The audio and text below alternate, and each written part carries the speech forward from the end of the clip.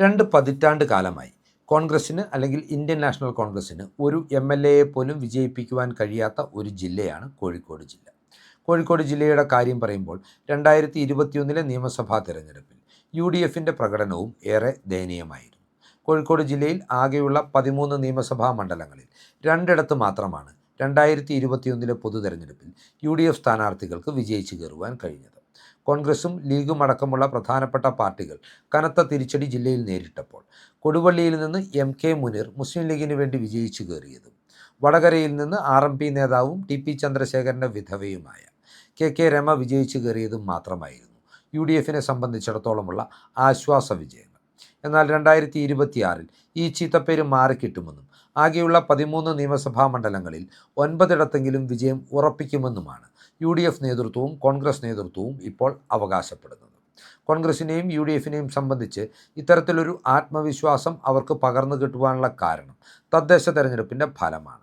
കോഴിക്കോട് കോർപ്പറേഷനിൽ മികച്ച പ്രകടനം കാഴ്ചവെച്ചെങ്കിലും നേരിയൊരു മാർജിനിൽ കോർപ്പറേഷൻ ഭരണം കോൺഗ്രസിനും UDFിനും നഷ്ടമാകുകയായിരുന്നു. എന്നാൽ ചരിത്രത്തിൽ തന്നെ കോഴിക്കോട് കോർപ്പറേഷനിലെ ഏറ്റവും അഭിമാനകരമായ പോരാട്ടവും ഏറ്റവും മികച്ച അംഗസംഖ്യയുമാണ് UDFിനുള്ളത് എന്നതും മറന്നുകൂടാ. അതുപോലെ തന്നെ കോഴിക്കോട് ജില്ലാ പഞ്ചായത്തിൻ്റെ ഭരണം പിടിച്ചെടുത്തതും കോഴിക്കോട് ജില്ലയിലെ ബഹുഭൂരിപക്ഷം ബ്ലോക്ക് പഞ്ചായത്തുകളിലും ഭരണം ഉറപ്പിച്ചതുമെല്ലാം കോൺഗ്രസിനും UDFിനും വലിയ ആത്മവിശ്വാസം തന്നെയാണ് പകർന്നു നൽകിയിരിക്കുന്നത്.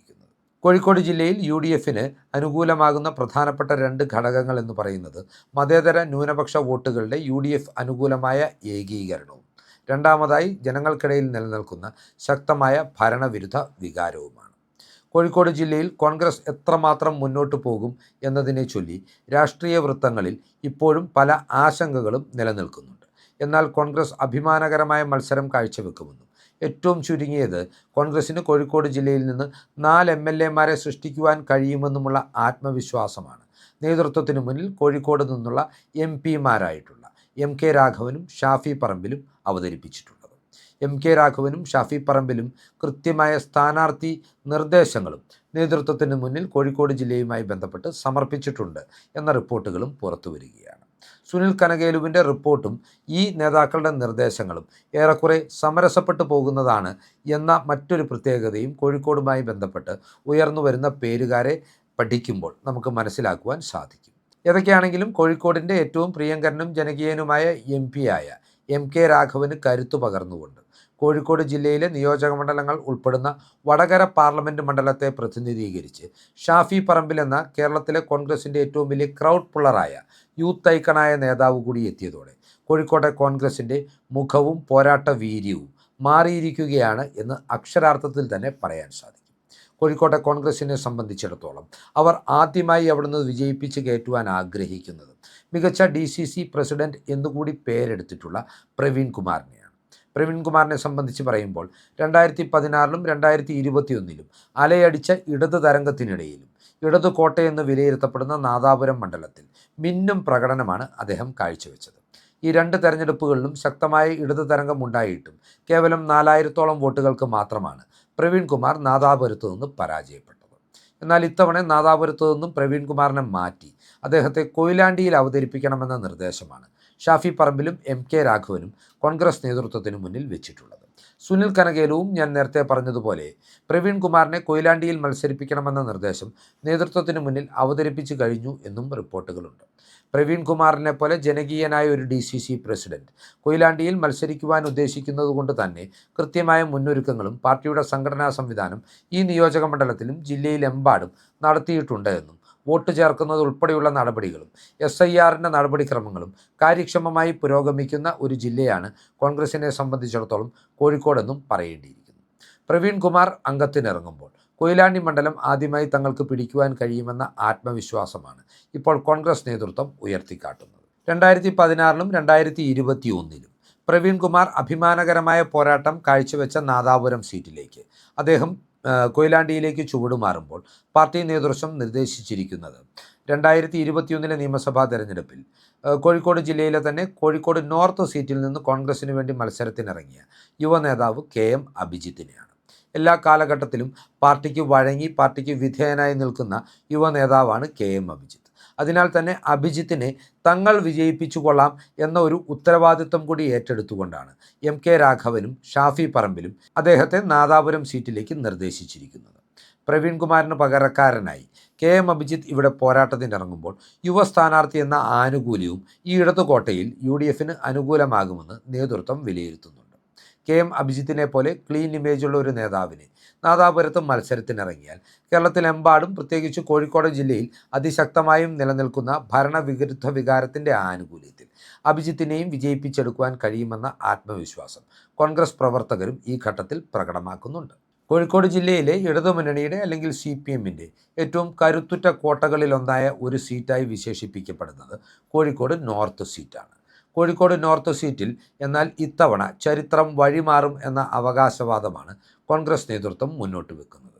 കോൺഗ്രസിനെ സംബന്ധിച്ച് കോഴിക്കോട് ജില്ലക്കാരനായ മികച്ച സംഘാടകനായ K. സുധാകരൻ്റെ വലങ്കൈയായിരുന്ന അദ്ദേഹം KPCC അധ്യക്ഷനായിരുന്നപ്പോൾ KPCCയുടെ സംഘടനാകാര്യ ചുമതല വഹിച്ചിരുന്ന നിലവിലും KPCC ജനറൽ സെക്രട്ടറിയായ K. ജയന്തിനെയാണ് ഇവിടെ നേതൃത്വം പാർട്ടിക്ക് മുന്നിൽ സ്ഥാനാർത്ഥിത്വത്തിനായി നിർദ്ദേശിച്ചിരിക്കുന്നത്.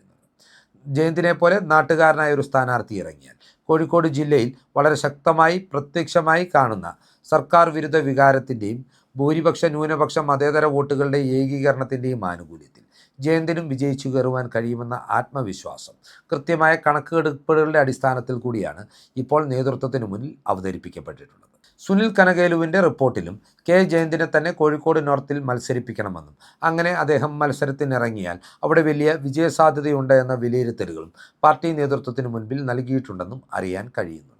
നാലാമതായി തദ്ദേശ തെരഞ്ഞെടുപ്പിലെ വോട്ട് കണക്കുകൾ പരിശോധിക്കുമ്പോൾ പോലും കോഴിക്കോട് ജില്ലയിൽ ഇടതുമുന്നണിക്ക് ഏറ്റവും അധികം ഭൂരിപക്ഷം കിട്ടിയ നിയോജക മണ്ഡലമായ ഏലത്തൂരാണ്. ഏലത്തൂരിനെ സംബന്ധിച്ച് നിലവിൽ അവിടുത്തെ ജനപ്രതിനിധി എന്ന് പറയുന്നത് AK ശശീന്ദ്രനാണ്. 2021 മാണി C. കാപ്പൻ്റെ അനുയായിയായിരുന്ന സുൽഫിക്കർ മയൂരിയാണ് UDFന് വേണ്ടി ശശീന്ദ്രനെതിരെ മത്സരത്തിനിറങ്ങിയത്. എന്നാൽ 2026 നിയമസഭാ തെരഞ്ഞെടുപ്പിൽ ഏലത്തൂർ സീറ്റ് കോൺഗ്രസ് ഏറ്റെടുക്കുമെന്ന് ഇതിനോടകം തന്നെ ഏറെക്കുറെ വ്യക്തമായിട്ടുണ്ട്. ഏലത്തൂർ സീറ്റിൽ നിന്ന് ഇടതുമുന്നണിക്ക് വേണ്ടി വീണ്ടും ഒരിക്കൽ കൂടി ആരോഗ്യ പ്രശ്നങ്ങളെപ്പോലും അവഗണിച്ചുകൊണ്ട് AK ശശീന്ദ്രൻ മത്സരത്തിനിറങ്ങുമെന്ന റിപ്പോർട്ടുകളും പുറത്തു വരുന്നുണ്ട്. ഈ സാഹചര്യത്തിൽ ശശീന്ദ്രനെതിരെ കോൺഗ്രസ് ഇവിടെ മത്സരിപ്പിക്കുവാൻ ആഗ്രഹിക്കുന്നത് വിദ്യാ ബാലകൃഷ്ണൻ എന്ന അവരുടെ കരുത്തയായ യുവ വനിതാ നേതാവിനെയാണ്. വിദ്യാ ബാലകൃഷ്ണനെ സംബന്ധിച്ച് പറയുമ്പോൾ ഇടതുമുന്നണി ആധികാരികമായ വിജയം നേടിയിരുന്ന കാലത്ത് പോലും കോഴിക്കോട് കോർപ്പറേഷനിലേക്ക് ശക്തമായ പോരാട്ടം കാഴ്ചവെച്ച് വിജയിച്ചു വന്ന് കോർപ്പറേഷനിൽ അംഗത്വം നേടിയിട്ടുള്ള കോൺഗ്രസിൻ്റെ വനിതാ നേതാവാണ് വിദ്യ. യൂത്ത് കോൺഗ്രസിൻ്റെ സംസ്ഥാന കമ്മിറ്റിയിലും ദേശീയ കമ്മിറ്റിയിലും പ്രവർത്തിച്ച് പാർട്ടിയുടെ നേതൃനിരയിലെ പ്രധാനപ്പെട്ട വനിതാ മുഖങ്ങളിൽ ഒരാളായി മാറുവാനും അവർക്ക് സാധിച്ചിട്ടുണ്ട്. KC വേണുഗോപാൽ പക്ഷത്തിൻ്റെ അകമഴിഞ്ഞ പിന്തുണയും വിദ്യാ ബാലകൃഷ്ണൻ്റെ സ്ഥാനാർത്ഥിത്വത്തിന് സഹായകരമാകുന്ന ഒരു ഘടകമാണ്.